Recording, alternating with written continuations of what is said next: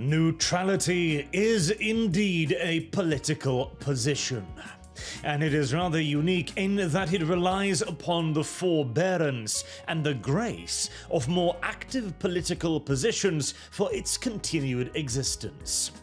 Now, before you reach for your keyboard, because I'm sure that is a statement that has antagonized a fair few of you, I will of course expand, and yes, I am talking about Emiru's refusal to comment on ICE.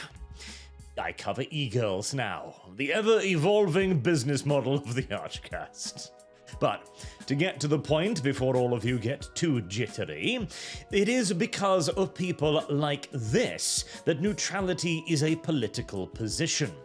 Denims moved out rather quickly and declared Emiru for being a racist chud for not wishing to speak on ICE. The logic from a left-wing perspective here is of course clear. If you are not with me, you must, by definition, be against me. And therefore, you are a racist chud. Obviously, because everyone who is against me is a Nazi. This is the sort of political position found on the broader left, which... I've talked about this on multiple occasions previously, but to dumb it down for brevity's sake, quite simply put, these people believe that they are good, universally, and that their politics are merely just common sense. Even more so, they are virtuous, virtue incarnate, in fact. And therefore, if you do not share their opinions, you are evil. You are not simply stupid or ill-informed or anything like that. You are evil. And in the face of such a political position, there cannot exist such a thing as neutrality, because they will simply declare your neutrality to be their enemy. And of course, this is not a uncommon opinion, as the internet has been filled with comments much like this, either mocking her like doesn't even know anything of politics, you're a 28-year-old woman. Translation, all the horrors the rest of you face don't affect me, and I'm annoyed that they all expect me to care about people other than myself. And yeah, that is in essence a big part of neutrality, and a reasonable position as well. Just to point that out, I don't disagree with the position of neutrality, I'll get to that in a second. Or more like this, which is simply just saying that, oh, she's just saying what she needs to do to retain her audience. And to be fair, yes, probably, as that is one of the main reasons why you wish to maintain political neutrality in the current day and age. So, the reason why neutrality was viewed as a non-political position that could simply exist. You could choose to just go like, oh, no, politics, not for me, can't be bothered, I don't care, was because it was protected, largely by the right, by the conservative side, my side of politics. We had, in the 80s, 90s, and early 2000s, created a society where simply going, I don't care, I'm gonna watch Batman, was not only acceptable, it was desirable. That was what we all wanted, and frankly, it's where I would like to return to as well. I would like to go back to that period where we had carved out this huge segment of society. In fact, damn near the majority of society was a segment set aside specifically for the politically neutral, the apolitical, those who just didn't want to bother. I would love nothing more than to go back then and freeze time in the year 2000s, where politics was something that old, boring, dusty men in halls of power, far distant from me or my life, they were the ones who cared about that, and I didn't have to. My politics were whether or not the next video game release is going to be even more amazing than the previous one. But due to the invasion of this side, we can't do that anymore. And so slowly but surely, the right then began moving in defense of neutrality. Neutrality is now solely defended by the right, by the conservative position, or whatever you wish to call it, centrism or whatever, the non-left-wing side. And now the ones coming out, you don't have to have a political position. I will be your shield against the people trying to cancel you, demonstrating my original point point that neutrality as a political position can only exist at the grace of others willing to defend you when you are not willing to do so yourself. And I mean, this has been a thing that's been going on for a very long time now as well, as genuinely, my opinion at this point is you almost have to develop a political stance. Otherwise, you are simply relying entirely upon others to defend you. You are at this point, honestly, being either naive or selfish, as all of those who are trying to protect your ability to remain neutral, they're taking all of the flack that you choose not to. And at the end of the day, that is a personal decision as well. I consider it to be one lacking in moral virtue at this point, as again, the opposition has made it blatantly clear again and again and again and again that they will destroy you.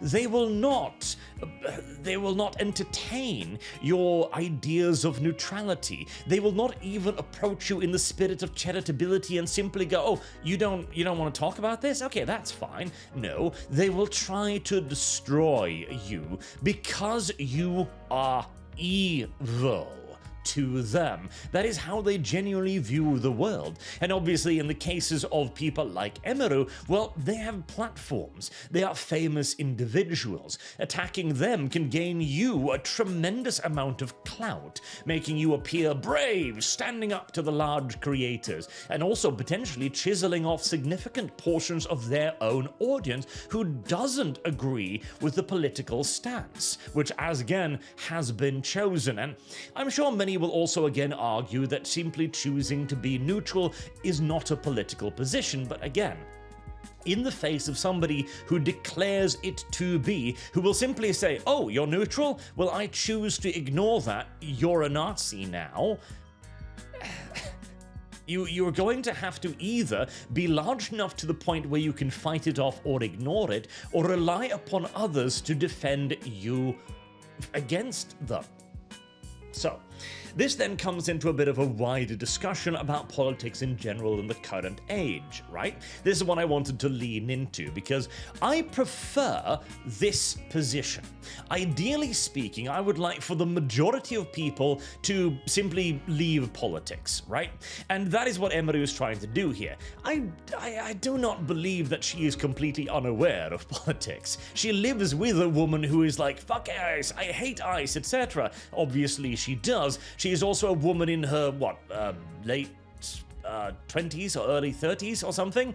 Was it 28, there you go. Obviously she knows, but she doesn't want to. And that in and of itself is a position that I would have held up as a virtue like 20 odd years ago. The apolitical position is the preferable one for the majority of human society. Leave the actual running and the debating of that society to the people who have a vested interest in it and have spent their adult life either working in these sectors or gaining an education that will help them achieve their political ambitions. And then if those ambitions turn out to be absolutely awful, well, the rest of us will have to riot. But frankly, that was a relative rarity. It was only with the introduction of large numbers of basically civilian activists, the left in general, the communists of today, that we began to see what was a reasonably stable political system from the 50s onwards, excusing the whole Cold War thing that certainly threw a spanner into the wheels on more than one occasion, and reduced it into where we are now, screaming, squabbling, where everything has been forcibly politicized by again, this group of people, which moved into entertainment, music, gaming, etc., and said this exact same line. What do you mean you are not for me? You must be a racist chud. Or back then, simply just Nazi, I guess. That is what transformed that entertainment, and then brought people like me into the fray. In fact, the majority of the current counterculture movement on the right that moved up against this in academia in general were simply people who didn't want to be political, who were simply gamers, or people who enjoyed movies, etc. The majority of the large-scale influences on the right now come from that background, just as much, if not more so, than a political or activist background. And this was, of course, a defensive movement, which had no idea what it was up against, as I have also belabored on multiple occasions. We were blessedly naive back then, believing that if we simply explained, listen, gaming isn't as sexist as you think it is, we could all hold hands and dance off into the sunset, not realizing that we were fighting against a foe that believed us to be evil, that on a moral level required our extinction, and that hasn't changed. The only thing that has changed is that the area of neutrality has grown narrower and narrower and narrower and narrower, until today where it has all but in essence completely disappeared. Choosing to be neutral today is, again, as I said, frankly, an act of moral cowardice, more so than it is a virtue, because you are under siege. Your position will be made untenable, and it's not by the right who's going to do this, it is the left that has declared it loudly and proudly. Now, does that mean that everybody has to become a political commentator? Obviously not. It requires a fair bit of, well, general reading, frankly, and interest into the subject matter that a lot of people, blessedly, do not gosh darn have. But you should be able to stand up and at least have an anti-left-wing position at this point, if for no other reason than to declare, no, I wish to be apolitical. And for me to do that, I must denounce the people who refuse to give me that privilege. And it is a privilege. It is a privilege of a calmer, more stable time. The time we all wish to return to, where we didn't have to bother with all of this, where all we had to care about was whether or not the next piece of entertainment, again, would be even better than the preceding one. And indeed, the very idea of politics infiltrating our entertainment was a rarity. It was usually some kind of auteur film with a very specific goal in mind, or a game that was considered charming because it tried to have a real-life message. Opposite of today, where every single TV show that's been produced by the major corporations the last 20-odd goddamn years has had some sort of messaging baked into the very core of it. Mention the state of video gaming, God help me. Or hell, even social media and YouTube. I will remind you as well here, to further illustrate my neutrality is a endangered position in need of active protection. Before Elon Musk purchased Twitter, the entirety of the online media space was in essence an echo chamber, and large parts of it still is today. It was more than common to be banned off Twitter for having milquetoast conservative opinions, not to mention on YouTube. If you weren't either outright banned or removed, your channel would be so heavily flagged that talking about these subjects was in all due essentiality a death sentence. And then we saw the equal massive and meteoric rise of the opposition, clearly advantaged by an algorithm that not only favored them metrics-wise, but allowed them to say and speak about things that the opposition would simply be Cheetoed off the face of the earth for even entertaining. There were entire years where the question of politics, for example, whether or not an election was legitimate or not, could simply get you removed off the internet. And even now, it has become a common left-wing narrative that Trump cheated as well. At the end of the day, this was in all due likelihood simply just the sour grapes of a losing party, reinforced by significant quantities of suspicious activities to justify again that feeling of outrage. Not to mention the COVID period. Until Twitter became the closest thing we have now to a politically neutral platform, neutrality itself wasn't just an untenable position, it was the only one you could cling on to if you didn't want to be wiped off the internet, and that is the position that Emiru is in right now. This is a please don't cancel me plea. This is a I don't want to talk about it. I don't want to chase off any portion of my community. I simply want to be a content creator online. But that position as well can only exist until the opposition decides that it is your time to become the target. As again, the area carved out for neutrality has grown narrower and narrower and narrower. At this point, neutrality is the right-wing position. And that's pretty much all I have to say on that subject.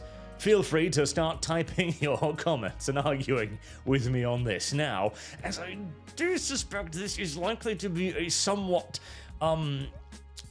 I don't know if I'd said controversial, but debated topic, because I understand that a lot of people will hold up the virtue of neutrality, because, well, again, that's what I'd like to be. I would love to be back in the year 2000, where this wasn't something we had to care about, but for the reasons I have now belabored at length, it's simply just not a fucking option anymore. And it's time for everyone to face reality, at the very least to the point that you understand that if you wish to be neutral, that's only going to happen on one side of politics. Until next time, I've been Arch. Thank you all very much for listening, and I do hope to see you all again soon.